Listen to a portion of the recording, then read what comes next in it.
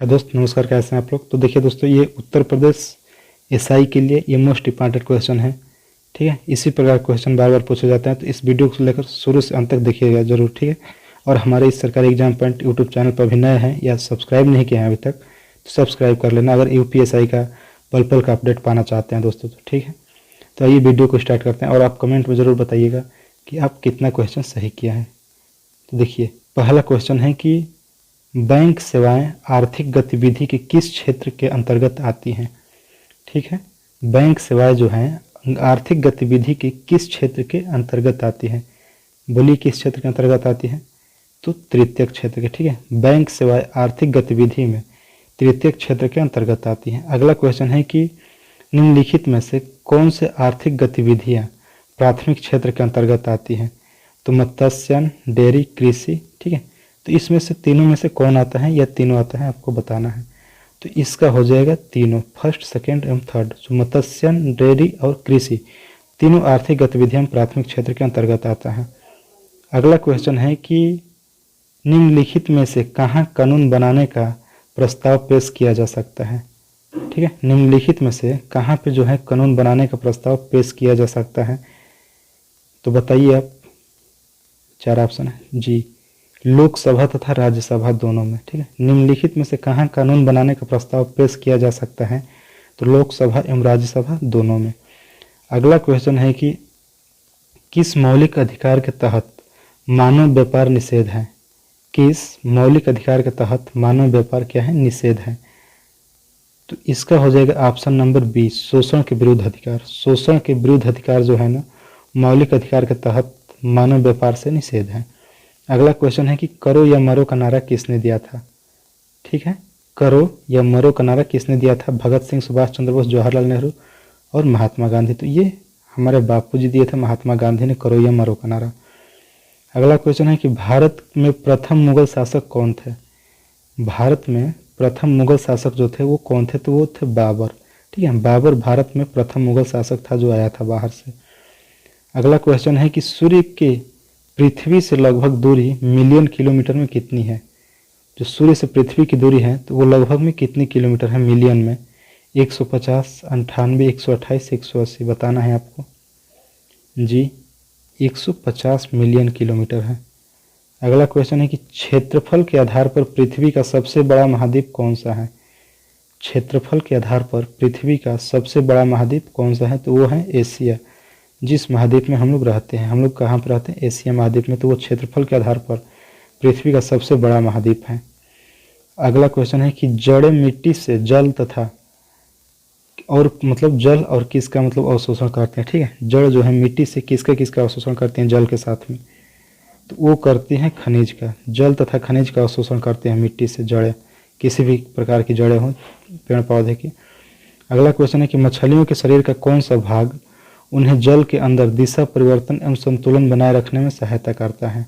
ठीक है, मछलियों के शरीर का कौन सा भाग उन्हें जल के अंदर दिशा परिवर्तन एवं संतुलन बनाए रखने में क्या करता है, सहायता करता है। तो वो हो जाएगा आपका पंख तथा पूंछ। ठीक है, पंख तथा पूंछ हो जाएगा। अगला क्वेश्चन है कि विटामिन सी की कमी के कारण कौन सी बीमारी होती है।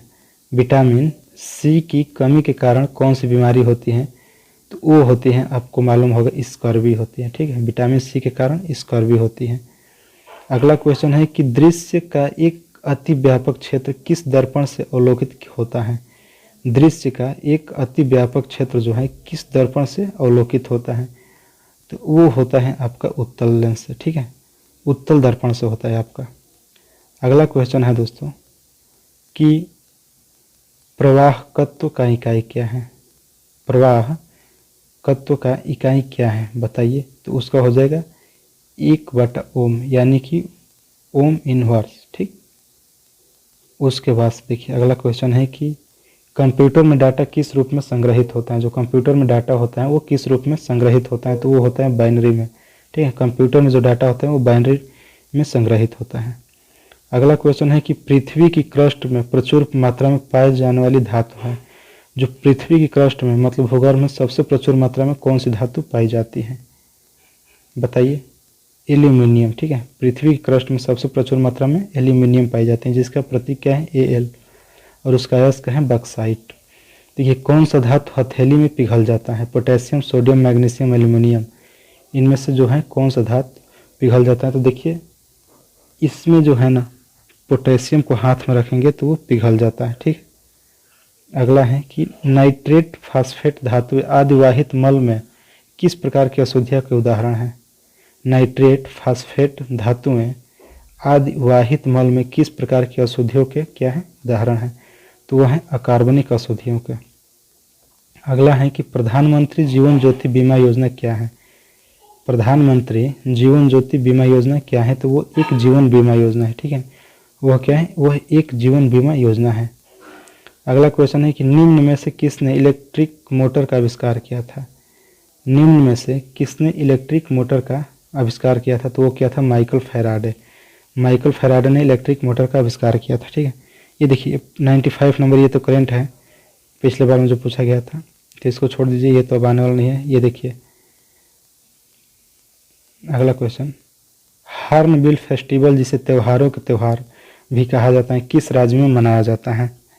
ठीक है, हार्नबिल फेस्टिवल जिसे क्या कहते हैं? त्योहारों का त्यौहार भी कहते हैं, वो किस राज्य में मनाया जाता है? तो वो मनाया जाता है आपके नागालैंड में। ठीक है, हार्नबिल फेस्टिवल आपके नागालैंड में मनाया जाता है, इसको छोड़ दीजिए, वो करंट है। ये देखिए Indian paramilitary diplomacy, Indian parliamentary diplomacy नामक पुस्तक के लेखक या लेखिका जो है वो कौन है? तो वो है आपके मीरा कुमार। ठीक है, मीरा कुमार है। अगला क्वेश्चन है कि भारत और रूस द्वारा संचालित संयुक्त द्विवर्षीय सैन्य अभ्यास का नाम क्या है? भारत और रूस द्वारा संचालित संयुक्त द्विवर्षीय सैन्य अभ्यास का नाम क्या है? तो वो है आपका इंद्र। ठीक है, इंद्र है, जो कि 2 वर्षीय सैन्य अभ्यास है। अगला क्वेश्चन है कि भारत भूटान संबंधों का आर्थिक आधार क्या है? भारत एवं भूटान संबंधों का आर्थिक आधार क्या है? तो वो है आपका पन बिजली उत्पादन। ठीक है, पन बिजली उत्पादन है। ठीक है, तो फिर मिलेंगे दोस्तों आगे की वीडियो में, तब तक के लिए जय हिंद दोस्तों।